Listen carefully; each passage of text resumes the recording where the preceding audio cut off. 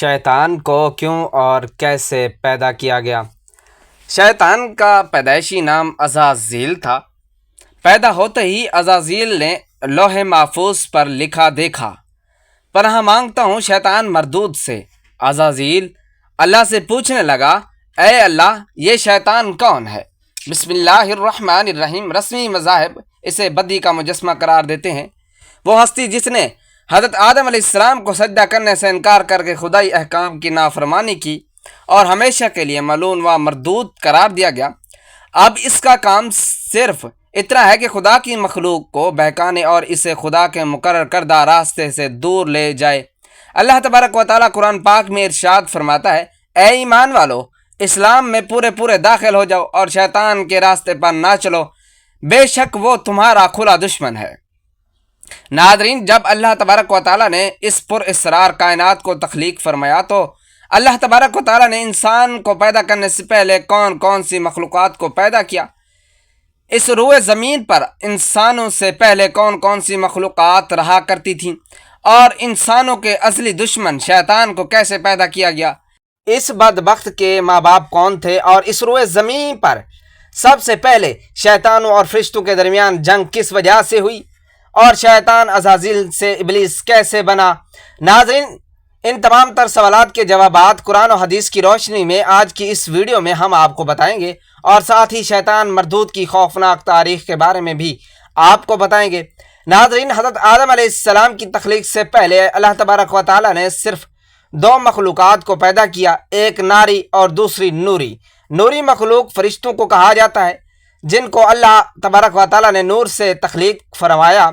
اس نوری مخلوق کی نسل نہیں بڑھتی کیونکہ اللہ تبارک و تعالیٰ نے اس نوری مخلوق کے جوڑے نہیں پیدا کیے، جس وجہ سے فرشتوں کی اولاد پیدا نہیں ہوتی۔ اور دوسری ناری مخلوق جن کو آگ سے پیدا کیا گیا وہ جنات تھے۔ روایات میں آتا ہے کہ جنات میں سب سے پہلے سیمون جن کو پیدا کیا گیا۔ اللہ تبارک و تعالیٰ نے سیمون جن کو پیدا کر کے زمین پر بھیجا اور اس کے لیے ایک جن لڑکی کو بھی پیدا فرما دیا۔ اس طرح اس لڑکی سے شادی کر لی جس سے اس کی نسل خوب بڑی، اور یہ جنات اتنے زیادہ ہو گئے کہ پوری روئے زمین پر پھیل گئے۔ شروع میں یہ جنات فرشتوں کی طرح ہر وقت اللہ کی تبارک و تعالیٰ کی عبادت میں مشغول رہا کرتے تھے، اور بعد میں کچھ جنات نے اللہ تبارک و تعالیٰ کی نافرمانیاں کرنا شروع کر دی اور اللہ تبارک و تعالیٰ کے حکم کو ماننے سے انکار کر دیا، جس کی وجہ سے یہ ناری مخلوق اللہ تبارک و تعالیٰ کی نافرمان مخلوق بن گئی۔ جنات میں سے ایک نامی گرامی جن جس کا نام چلیپا تھا اور اس کی بیوی کا نام تبلیز تھا، یہ دونوں بہت ہی قداور بہادر تھے۔ کہا جاتا ہے کہ چلیپا جن کی شکل و صورت ببر شیر کی طرح تھی، اور تبلیز عورت جس کی شکل بھیڑیے سے ملتی جلتی تھی، چلیپا جن کا سردار تھا۔ اس کا نام سے بڑے جنات خوف کھاتے تھے، چنانچہ چلیپا اور تبلیس عورت کے ملاپ سے ایک بچہ پیدا ہوا جس کا نام انہوں نے عزازیل رکھا۔ ان جنات میں سے پیدا ہونے والا بچہ اپنے والدین کی طرح بہادر اور دراز قد کا تھا۔ روایات میں آتا ہے کہ حضرت آدم علیہ السلام کی تخلیق سے 50,000 سال پہلے یا اس سے بھی زائد کا عرصہ زمین پر جن لوگوں کا عروج تھا۔ اس روئے زمین پر ہر طرح جنات ہی جنات تھے۔ یہ جنات بہت زیادہ شریر تھے اور یہ زمین کے اندر فتنہ فساد پھیلایا کرتے تھے۔ اس طرح جب جنات نے زمین پر فساد پھیلانا اور تباہی مچانا شروع کر دی تو اس وقت اللہ تبارک و تعالیٰ نے فرشتوں کو حکم دیا کہ زمین پر جاؤ اور جنوں سے جنگ کرو۔ اس طرح جب جنات اللہ تبارک و تعالیٰ کی نافرمانیاں کرنے لگے، زمین میں فتنہ فساد برپا کرنے لگے، تو فرشتے اللہ تبارک و تعالیٰ کے حکم سے زمین پر اترے۔ ان فرشتوں نے جنوں کو حکم دیا کہ اللہ تبارک و تعالیٰ نے حکم دیا ہے کہ زمین میں امن و امان سے زندگی بسر کرو، لیکن جن نے فرشتوں کی بات کو ماننے سے انکار کر دیا، جس کی وجہ سے جنات اور فرشتوں کے درمیان بہت بڑی جنگ ہوئی۔ اس خوفناک جنگ میں عزازیل کے والدین یعنی چلیپا اور تبلیس نے بھی شرکت کی۔ اس جنگ میں اللہ تبارک و تعالیٰ کے فرشتے جنات پر غالب آ گئے۔ اس جنگ کے اندر بہت سارے جنات مارے گئے، جن میں عزازیل کے والد بھی شامل تھے۔ باقی سرکش جنات کو اللہ تبارک و تعالیٰ کے حکم کے مطابق قید کر لیا گیا۔ ان قیدیوں میں عزازیل بھی شامل تھا۔ فرشتے جب ان جنات کو قید کر کے آسمانوں کی طرف لے گئے تو शैतान भी इन कैदियों के साथ आसमान पर चला गया। इस तरह जब अज़ाज़ील फरिश्तों के साथ आसमान पर चला गया तो फरिश्तों को हुक्म मिला कि अज़ाज़ील की बेहतरीन तरबियत की जाए और इसकी अच्छी परवरिश की जाए। फरिश्तों ने अज़ाज़ील को इबादत करने की बेहतरीन तरीके से आगाह किया, जिसकी वजह से अज़ाज़ील अल्लाह तबारक व तआला का एक इबादत गुजार बंदा बन गया। इस तरह अज़ाज़ील ने अल्लाह तबारक व तआला की इबादत करना शुरू कर दी और अल्लाह तबारक व तआला की बारगाह में बहुत बड़ा मकाम हासिल कर लिया। इस दौरान अज़ाज़ील बहुत काबिल और अक्लमंद बन गया, इसके पास बहुत ज़्यादा इल्म आ गया। इस वक्त अल्लाह तबारक व तआला ने अज़ाज़ील को फ़रिश्तों पर उस्ताद मुकर्रर कर दिया। अज़ाज़ील फ़रिश्तों को तालीम व तरबियत से देने लगा और फ़रिश्ते अज़ाज़ील के पास आते और इल्म हासिल करते। फ़रिश्ते अज़ाज़ील को नेक और परहेज़गार कहा करते थे। हज़रत काब बिन अहबार रज़ी अल्लाह ताला अन्हु बयान करते हैं कि अज़ाज़ील 40,000 साल तक जन्नत का ख़जानची रहा और 80,000 साल तक वो फ़रिश्तों के साथ रहा और 20,000 साल तक फ़रिश्तों को तालीम व तरबियत देता रहा। इसका मकाम अल्लाह तबारक व तआला की बारगाह में इतना ज़्यादा हो गया कि अल्लाह तबारक व तआला के सबसे मुकर्रब फ़रिश्ते हज़रत जिब्राईल अलैहिस्सलाम, हज़रत मिकाईल अलैहिस्सलाम, हज़रत इसराफील अलैहिस्सलाम और हज़रत इज़राईल अलैहिस्सलाम भी अज़ाज़ील से तालीम व तरबियत हासिल किया करते थे। नाज़रीन, अल्लाह तबारक व तआला इस कायनात का हकीकी मालिक है, इससे कोई चीज़ भी पोशीदा नहीं है।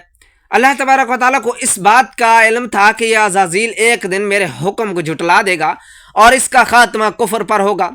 चुनाचे एक दिन अज़ाज़ील का गुज़र लोहे महफूज के करीब से हुआ तो अज़ाज़ील ने लोहे महफूज पर देखा जिस पर लिखा हुआ था कि मैं शैतान मरदूद से अल्लाह की पनाह मांगता हूँ।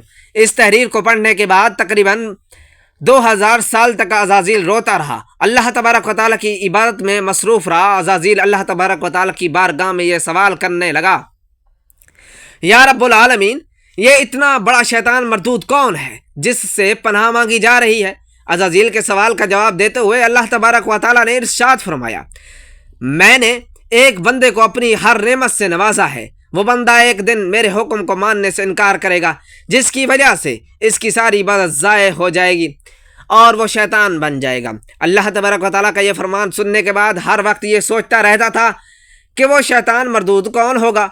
चुनाचे अज़ाज़ील ने अल्लाह तबारक व तआला से कहा, या रब्बुल आलमीन, मैं इस शैतान मरदूद से मिलना चाहता हूँ। तो इस वक्त अल्लाह तबारक व तआला ने अज़ाज़ील को फरमाया कि तू जल्द ही इस बंदे को देख लेगा। अल्लाह तबारक व तआला का ये फरमान सुनने के बाद एक बार फिर शैतान कई हज़ार साल अल्लाह ताला की इबादत में मसरूफ़ रहा। फिर इसके बाद अल्लाह तबारक व तआला ने फ़रिश्तों में ये ऐलान किया कि मैं ज़मीन पर अपना खलीफा मुकर्रर करने वाला हूँ। अज़ाज़ील को जब इस बात का इल्म हुआ कि अल्लाह तबारक व तआला एक ऐसे इंसान को पैदा करने जिसके पुतले को बनाने के लिए आसमानों और ज़मीनों से मट्टी को इकट्ठा किया जा रहा है, चुनाचे जब अल्लाह तबारक व तआला ने हज़रत आदम अलैहिस्सलाम के पुतले को पैदा किया तो इस पुतले को 40,000 साल तक इसी तरह पड़ा रहने दिया। तो वो पुतला 40,000 साल तक इसी तरह पड़ा रहा, इसमें जान न डाली। चुनाचे जब फरिश्ते हज़रत आदम अलैहिस्सलाम के पुतले के करीब से गुजरे तो बहुत हैरान जद होकर इसको देखते, और जब अज़ाज़ील का गुज़र हज़रत आदम अलैहिस्सलाम के पुतले के करीब से होता तो ये नफ़रत की वजह से हज़रत आदम अलैहिस्सलाम के पुतले को अज़ियत देता। अज़ाज़ील ये समझता था कि अल्लाह तबारक व तआला के खलीफा बनने के लायक सिर्फ मैं ही हूँ, इसी वजह से वो हज़रत आदम अलैहिस्सलाम के पुतले को अज़ियत देता है।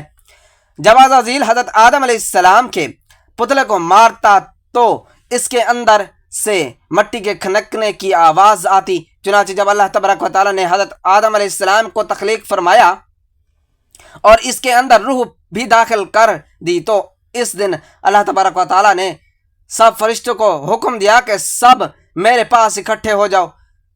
जब सारे फरिश्ते अल्लाह तबारक व तआला के बारगाह में हाजिर हो गए तो अल्लाह तबारक व तआला ने हुक्म दिया कि मैं ज़मीन पर अपना एक बंदा पैदा करने वाला हूँ जो ज़मीन पर जाकर मेरे हुक्म की तामील करेगा। तो इस वक्त फरिश्तों ने अल्लाह तबारक व तआला की बारगाह में अर्ज़ की, या रब्बुल आलमीन, ये बंदा ज़मीन पर जाकर तेरा नाफरमान हो जाएगा, हम तो हर वक्त तेरी इबादत में मसरूफ़ रहते हैं। तो अल्लाह तबारक व तआला ने इरशाद फरमाया, जो कुछ मैं देख रहा हूँ वो तुम नहीं देख सकते। इस वक्त सब फरिश्तों को हुक्म दिया गया कि हज़रत आदम अलैहिस्सलाम को सजदा करो।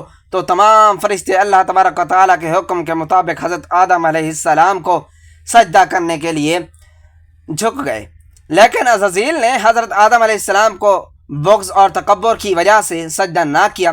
اس وقت اللہ تبارک و تعالیٰ نے اس سے پوچھا کہ تم نے سجدہ کیوں نہیں کیا؟ اس وقت عزازیل تکبر اور غرور میں آ کر بولنے لگا، اے رب العالمین، تو نے مجھے آگ سے پیدا کیا اور اس پتلے کو مٹی سے پیدا کیا، میں اس مٹی کے پتلے سے کئی درجے بہتر ہوں۔ عزازیل کی یہ بات سن کر اللہ تبارک و تعالیٰ نے عزازیل کو وہاں سے نکل جانے کا حکم دیا۔ اللہ تبارک و تعالیٰ نے عزازیل سے فرمایا، یہاں سے چلا جا، تو شیطان مردود ہو چکا ہے، تم پر قیامت تک میری لعنت ہوتی رہے گی۔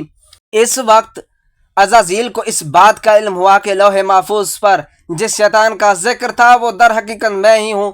اس طرح جب عزازیل اللہ تبارک و تعالیٰ کی نافرمانی کی وجہ سے شیطان مردود بن گیا تو شیطان مردود اللہ تبارک و تعالیٰ سے کہنے لگا، اے رب العالمین، میں چاہتا ہوں کہ مجھے قیامت کے دن تک زندہ رہنے کی مہلت دی جائے۔